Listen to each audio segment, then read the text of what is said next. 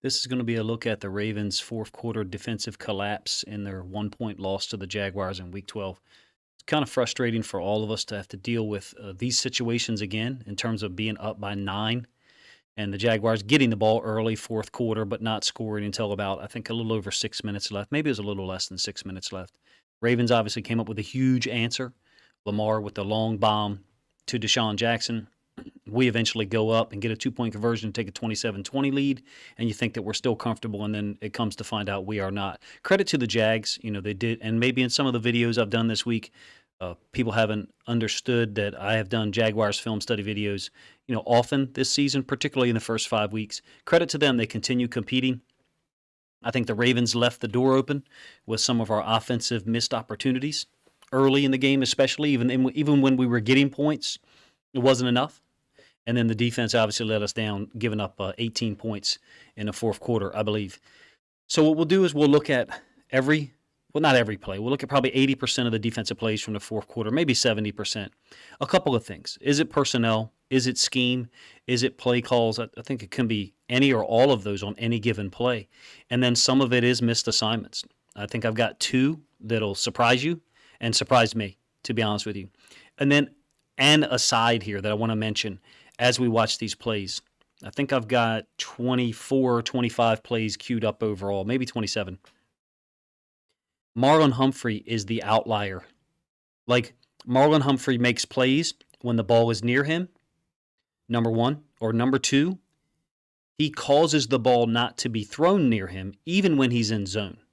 So, like, if he's playing man and the quarterback doesn't target him, that's understandable. That's a direct relationship. When he's playing zone, however, he plays it so smartly, and I'll show you at least one example in this video, that he prevents the ball from being thrown to his side. Just because of how brilliant he is and how aware he is and how much he understands route concepts. It really stinks. I would compare it to Lamar in some ways when Lamar has a really great game and does some unbelievable things like he did against the Jags, that two-play sequence, if you watched my video earlier this week. The bomb to Deshaun Jackson, and then the option keep to his right on the very next play. Amazing pair of plays consecutively. And then we waste it. We ruin it by losing the game. Marlon's the same thing. It's the same quality of play. In fact, it's more consistent in some ways because he's just being avoided. He's that good.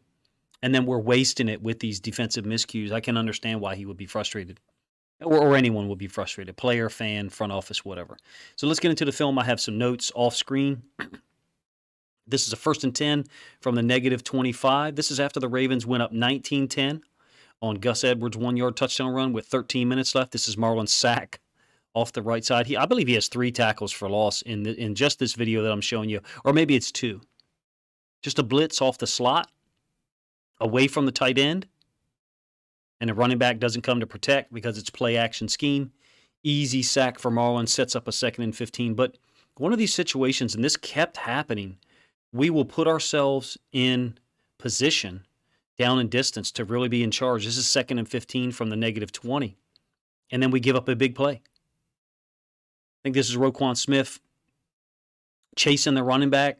He doesn't appear to be playing the same coverage as everyone else, and this is very surprising to me. Everyone else seems to be playing playing zone, and he's playing man on the running back. Marlon's taking outside leverage. Now, these two guys here are kind of getting manipulated by this out and up. Very similar to what Boyd beat us on in in Cincinnati last year for a touchdown out of empty. Also similar to a route that Green Bay ran last year, and I forget who else ran it this year. I want to say it was the Dolphins. Just a little out and then an up to get past the second level. But you can see Roquan Smith is chasing the back out of the backfield, even though Marlon Humphrey's got outside leverage and would be able to recover if the ball was thrown out here and it opens up the middle of the field. I'm not saying that that's the Roquan Smith and or Patrick Queen is the reason why the middle of the field seemed to be open so often in the fourth quarter, but on this particular play, it definitely was Smith. Creates a 3 plays later, 3rd and 2 situation at the -5. This is going to be in a mesh concept to Zay Jones for 8 yards. Jones just took us to school. The only guy, well, I shouldn't say the only guy. I know that people are going to have bad things to say about him, and I will be critical as well. He's not the same guy, but Marcus Peters is the only guy making contact with people defensively on a lot of these plays. It's a mesh concept, and Marlon is tracking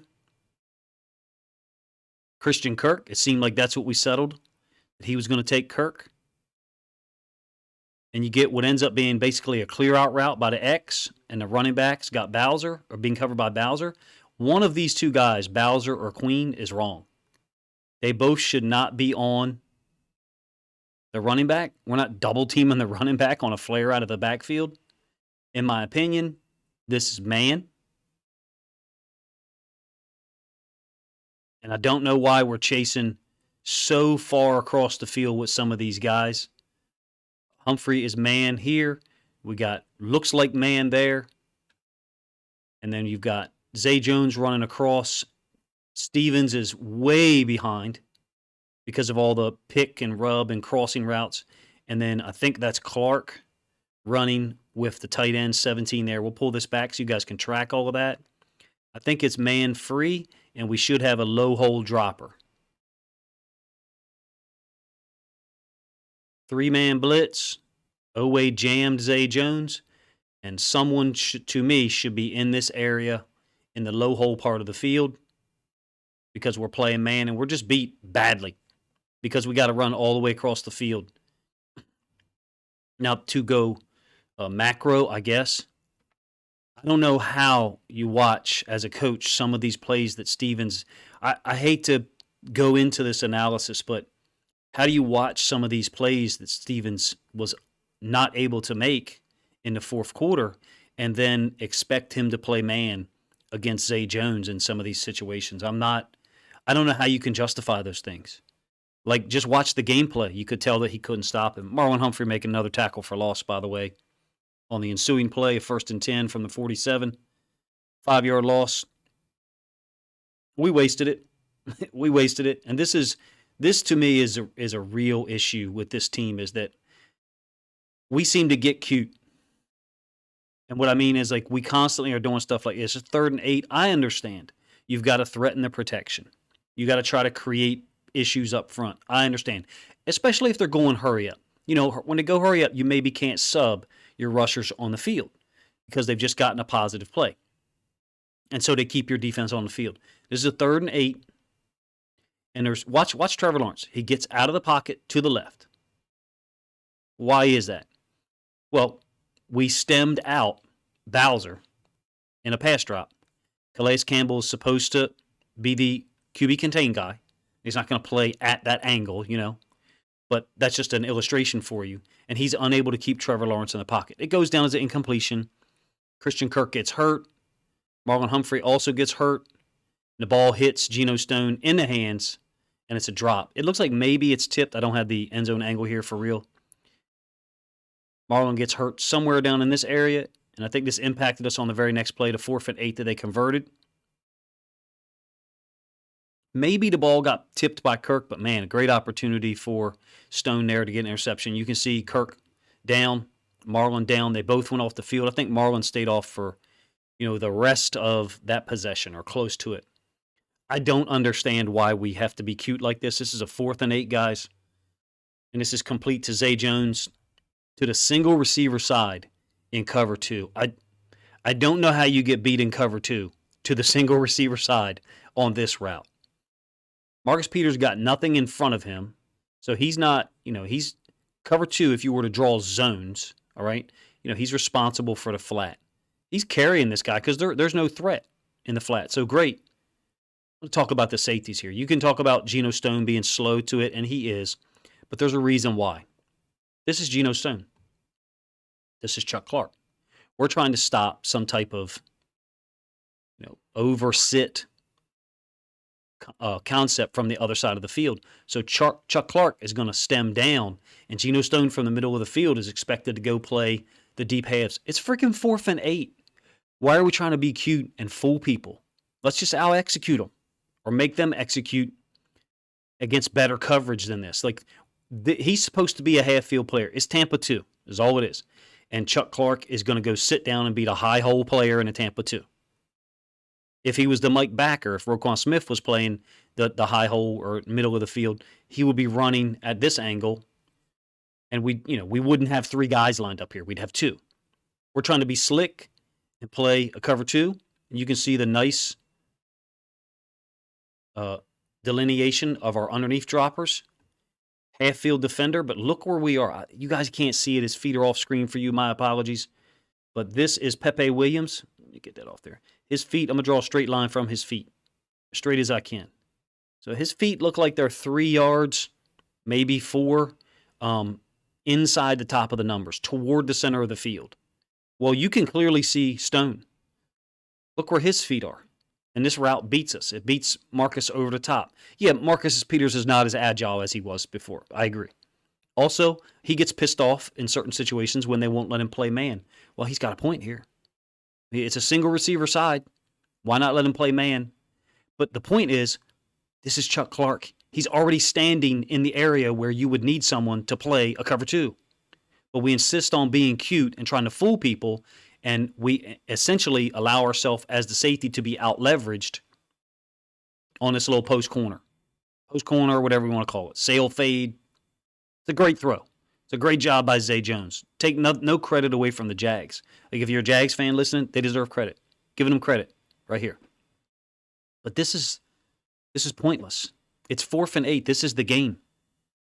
This is the game. Make one stop on one play, and you don't have to worry about all this criticism. And instead, we allow the safety to get out leveraged. You don't want him just to run horizontally here. You know what I'm saying? And open up the possibility of the guy running right by him. You want him to take a particular angle. But I just don't understand why we have to do this to a guy. Chuck Clark is already freaking standing there. Why can't we let him play that? And then Geno Stone be the low hole guy. Just doesn't make sense to me. I don't understand why you have to be cute and try to fool people at all times. I understand it's the NFL. Quarterbacks and receivers and tight ends are uniquely prepared to attack you. I get all that. But this is 4th and 8. Let's just win the game. Be cute in the second quarter. Or be cute in the fourth quarter if you're up by 3 touchdowns. I don't think it's time to be cute and be sneaky in these situations when it's winning time. 3rd and 2. Pass complete to Hasty. Missed tackle by Queen. It's a long way for him to run. Roquan Smith finishes it off. There's a lot of trash here. I mean, he is lined up head up with the running back. So if you were to clear out all these other players, and those guys aren't there, and the running back runs to the sideline, Patrick Queen can run with him. But the problem is he's got to run through all this trash, all these people. I don't like his angle initially. He's false stepping, meaning he's stepping this way, and the running back made no steps that way.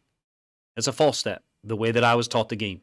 If that's your key and that's your man, you step with your man.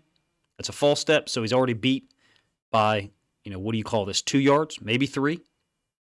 I can't draw a straight line in terms of the field because it's canted. It's at an angle for the all-22. But he's already beat by 2 yards, maybe 3. Whereas here, again, I'm having trouble drawing straight lines.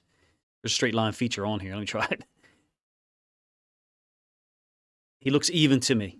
Maybe he's actually might be a little bit further this way. Might be 6-8 inches further that way than the running back. This false step creates leverage for the running back, and then more leverage is created because he's got to run underneath of Zay Jones. Hopefully that makes sense. It's a mesh concept again. And you get down to the goal line. Now, one thing I want to say about the 2-point conversion. This is not the 2-point conversion. We should have assumed it was not run. Because watch what happens here. First of all, it's a great play by Queen off the edge. Great play by Roquan Smith. Queen dodges the H-back, gets involved. Smith is there. I don't have the end zone angle to show you guys, but this is Queen and this is Smith. It's a great play. This, to me, said what they weren't going to do in the 2-point conversion. They were going to throw. We could reliably have said they're going to throw from the 2 because they tried to run it in here from the 1, got absolutely stuffed. All right, but we all know what happened on the next play. Taking advantage of Marcus Peters' reduced agility, return motion, and I don't even think it's really smooth by Agnew. You can watch Little bit of a false step there in his turn. But he's going full speed. He's trying to sell the motion. So it's going to take him a minute to throttle down, then gear back up. What bothers me with this one and the 2-point conversion is the lack of challenge. The lack of challenge by Marcus and by Brandon Stevens. And even on the touchdown to Marvin Jones. We're either not in position to challenge, or when we are in position to challenge, we're not challenging. All right, that one cut the lead to 19-17, and then we fumble. We've given up a touchdown by fumbling on offense on the first play. Prior to that, recall on the kickoff, Duve had taken the weirdest angle that I've ever seen him take on a kick return. So it's a 3rd and 10 from the 16.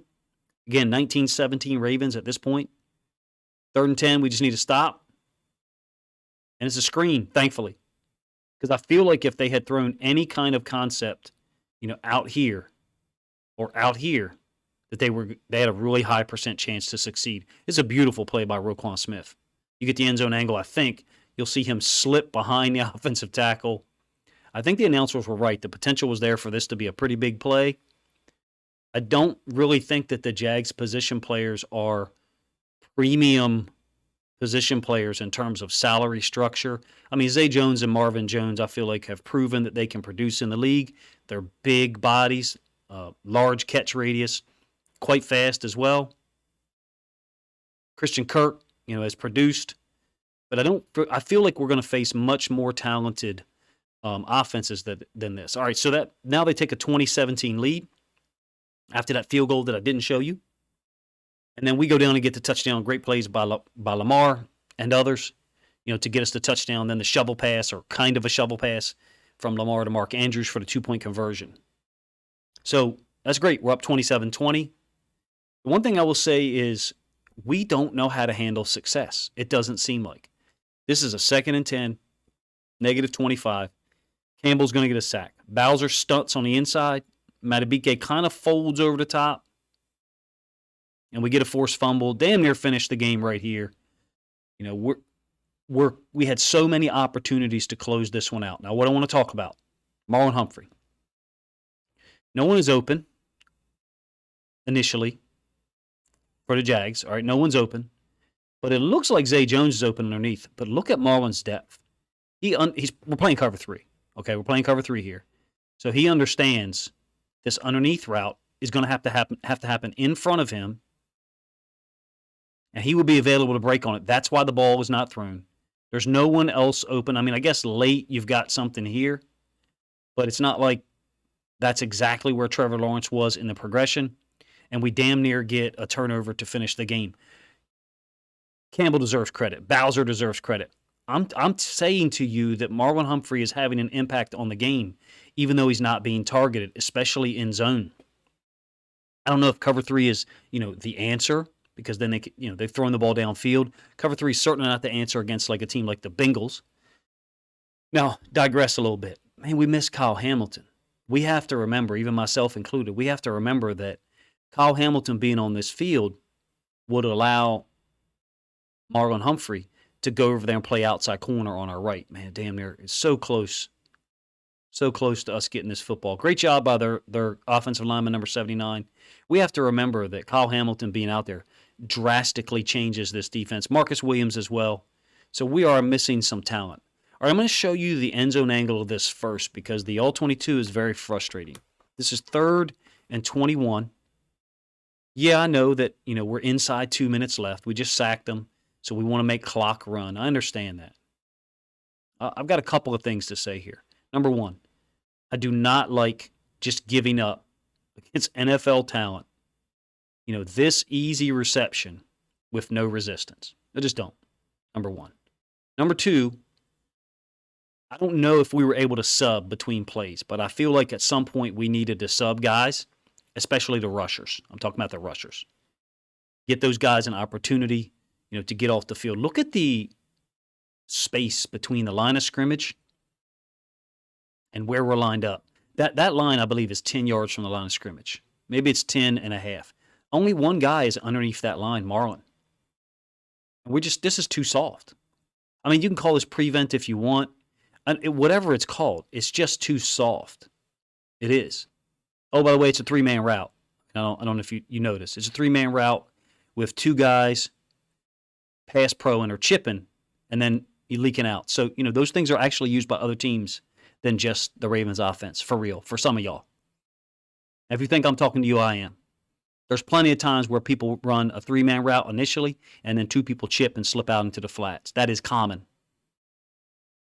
That's too easy, though. Letting Christian Kirk that's way too easy. Feel like there should have been some resistance. At some point on this drive, there needed to be a 3-man rush in here. We kept trying to change things up. This is a 4th and 5. And again, we made the tactical decision to put Marlon on Christian Kirk. I understand he's the smaller, quicker slot guy. With what we have seen, and look, Stevens challenges here. All right, he challenges. He tries to make a play. With what we have seen so far from Brandon Stevens, though, and again, this is not like disrespectful towards him. I hope his career is long. Hope he makes generational wealth. I hope he makes plays like this one for the Ravens. He's just not doing that right now. I'm advocating for not leaving him on an island like this. If we're going to take Marlon and we're going to take Christian Kirk out of the game when he plays man, which he did, I think we needed to help this dude out. I do. And maybe we shouldn't be blitzing a safety on 4th and 5. I would advocate for, just playing defense, helping out Brandon Stevens' leverage side, but understand, the Jags were rolling at this point. But you tell me, what do you want Calais Campbell and Justin Madubuike or Tyus Bowser doing on 4th and 5? What do you want Chuck Clark doing on 4th and 5 or Patrick Queen? Are they in the places that you would advocate for them to be in? Generally, I would say no. It's a great challenge by Brandon Stevens. It's a good throw by Trevor Lawrence. Don't get me wrong. It's a great job by, I think that's Marvin Jones down here, who's always been a pretty talented guy. I actually thought it was incomplete at first when I saw it live. I was like, oh, great, and then realized, he caught the football. I feel like we're getting too cute sometimes, and I feel like this is kind of a return to things that we had done earlier in the season. All right, so 2 plays later, it's a 2nd and 10 from the -40. This is going to be complete to Clark. Watch this 3-man route beat us again. I don't care how you want to spin it, because there's a lot of spin going on in Ravens fandom in the last couple of days. There's 3 guys out in the route, and there's a tight end, and behind here I think you got a running back who's chipping and then releasing. 3-man route beats us. Imagine that. All right, I think I've got a little bit of a problem with Roquan Smith. Again, I feel like we should just be lining up where we're going to play. Look what happens. We are not set. We're not ready to play JPP and Roquan, nor is Patrick Queen in a stance. Why? Why is that? Well, he's trying to check. It looks like he's trying to check something and see what we should be in. Fine. But also, too, he's lined up here. That's not where he's playing according to the coverage. He's supposed to drop out now. Why not just put him here? Why not just put him there and let him play football? We're trying to be sneaky. We're trying to be cute again. And it's not working. In these situations, it's not working. When teams decide to just go all pass, which is what the Jags did essentially, it's not working. Now, having said that, Roquan Smith can play this better. There is no doubt. Me personally, I would give him a 0 if I was grading if he was one of my guys. Now here, he's turned and he's opened up to the receiver. So you can see his back, his numbers. So he's looking this way. He's IDing the receiver. And at a certain point, he becomes too quarterback heavy, meaning he's turned. Just stay underneath the guy. It looks like a vertical initially. We would tell our guys, run underneath the vertical, run on the inside hip in these situations to give up the underneath route. This ends up being 17 yards. I thought this was huge. Additionally, I don't think you're getting much from Patrick Queen at all in terms of a pass drop, and the middle of the field is wide open. I mean, Roquan Smith did not play the 2 biggest routes over the middle. He just didn't play them well. He didn't. He's an amazing player. I'm so glad we got him. Hope we sign him long term, all that stuff. But he did not play those well at all. All right, 36 seconds left. This is a 3rd and 6. I think this is 3 plays after that completion I just showed you. And this is going to be Zay Jones up the left side for 29 yards against Brandon Stevens. So it's a great throw. All right, it's a great catch. But it's 7-on-7. It's past Skelly. The only guy who's making contact with anyone is up there. We're just not making contact with anyone. No one is being collisioned at all. This is past Skelly. This is 7-on-7. And Trevor Lawrence makes a great throw. And Zay Jones makes a great catch. I mean, give him credit. Talented dude. You know, outside of the fact that I'm a Ravens fan and Ravens content creator, I'm glad for Zay Jones that he had an unbelievable day like that, had the game-winning catch on the two-point conversion. You know, good for him. Because I think he's got a lot more talent than he's been able to show at certain times. I'm not a fan of what we're doing in here. I'm just not.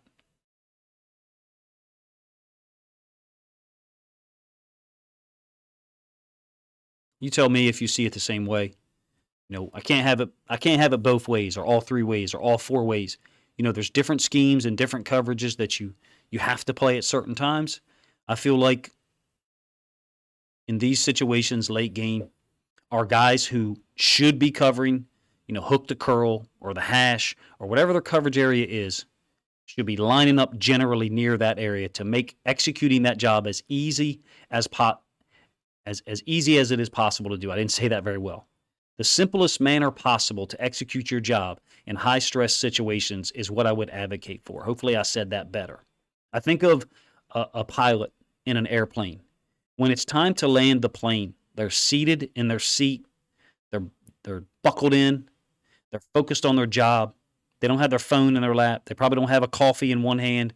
Why? They're focusing on the specific task they have to do.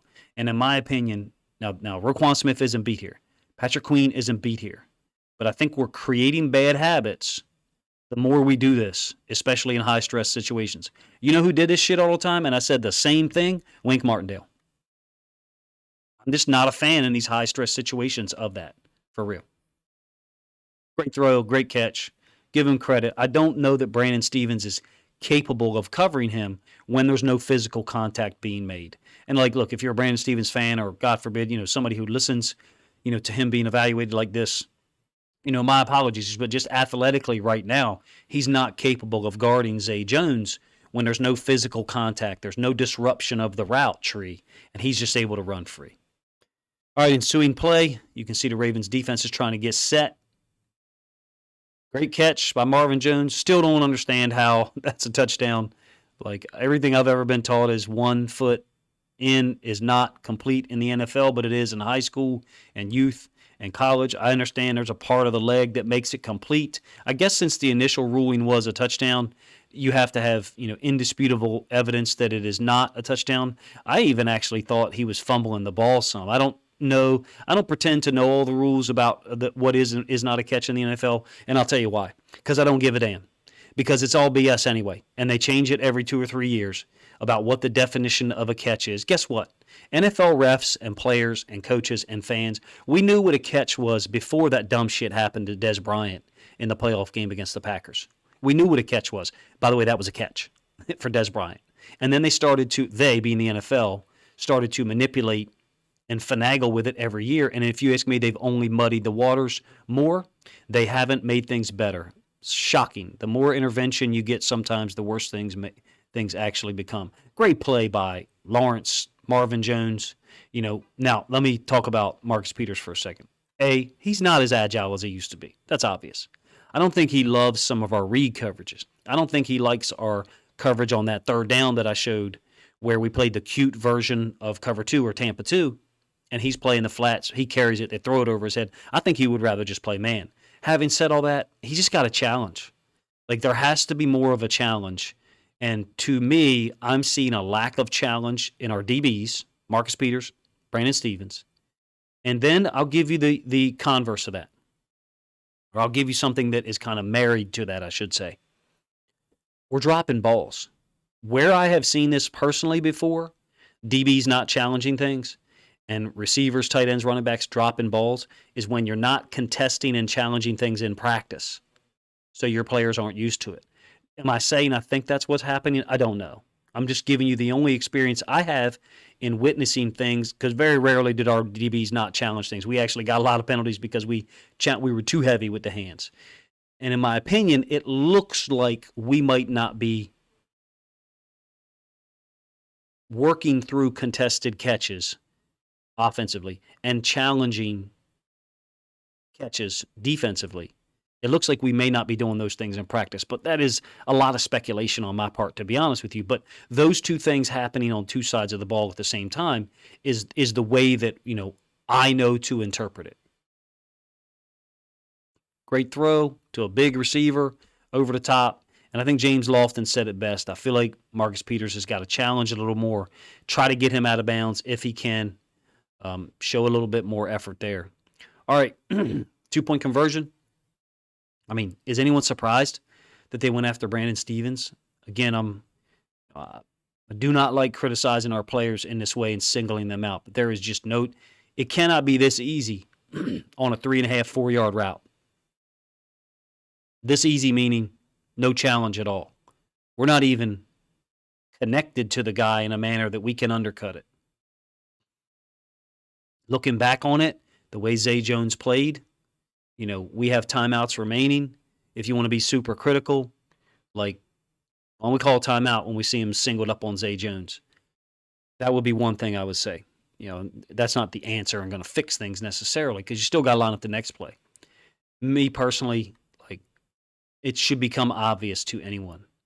This guy, looking at the plays we've looked at here in this video, I know that we all watched the whole game, and you've hopefully watched other Ravens content creators and their breakdowns, and which helps them generate revenue. So good. So we've seen a lot of plays. Who's made plays for our defense in this game? Marlon Humphrey. I mean, he had the sack. He had the tackle for loss. I showed you the cover 3 where he prevented the ball from being thrown to Zay Jones on the drag underneath. We've got to figure out a way to take someone out with Marlon Humphrey and then double someone else. Yeah, I said it. There's nothing wrong with admitting, hey, this guy's a problem for us. I mean, I'm playing a little bit of Monday morning or Wednesday afternoon quarterback here. I get it. This guy's been a problem for us. Let's double him and take him out of here. We don't. We're committed to rushing 4. Looks like Queen is playing man on the back. Too easy.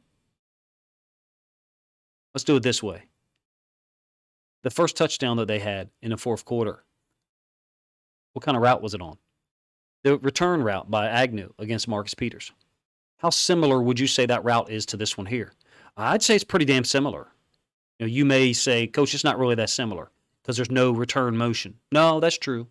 But they're targeting someone with the use of motion. Zay Jones was over here.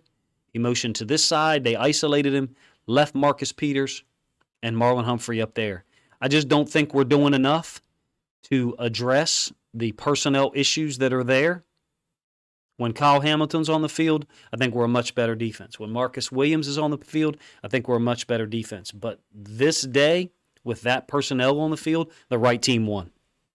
And that's not an easy thing for me to say. And I'm sure that people will disagree with me.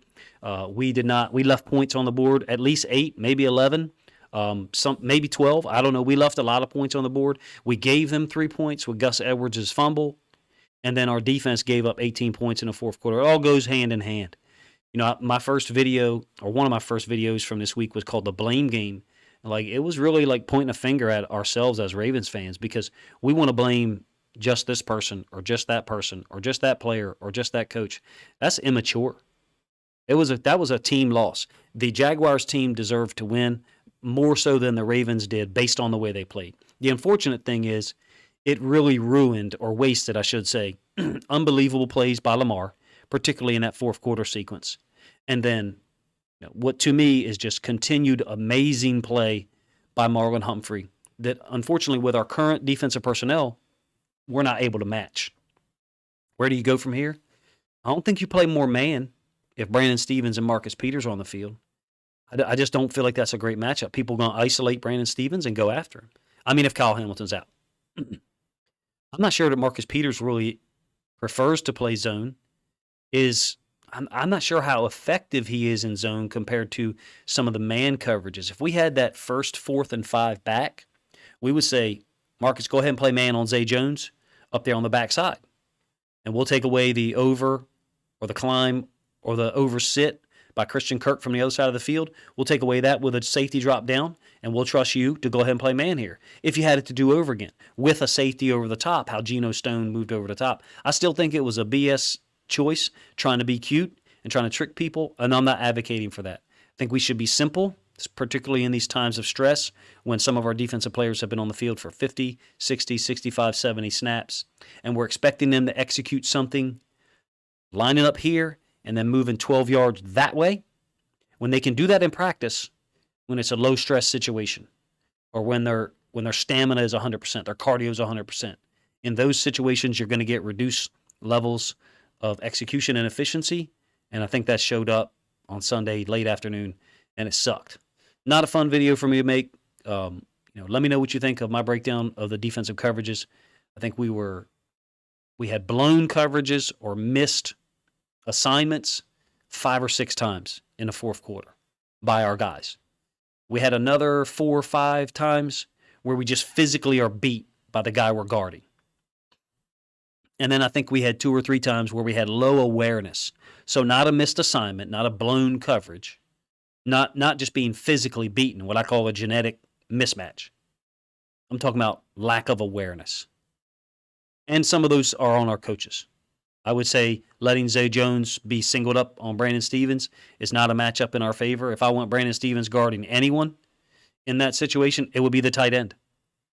Now, the problem is you would say the same thing about Chuck Clark, and you would say the same thing about Geno Stone. I understand that. Put another DB on the field.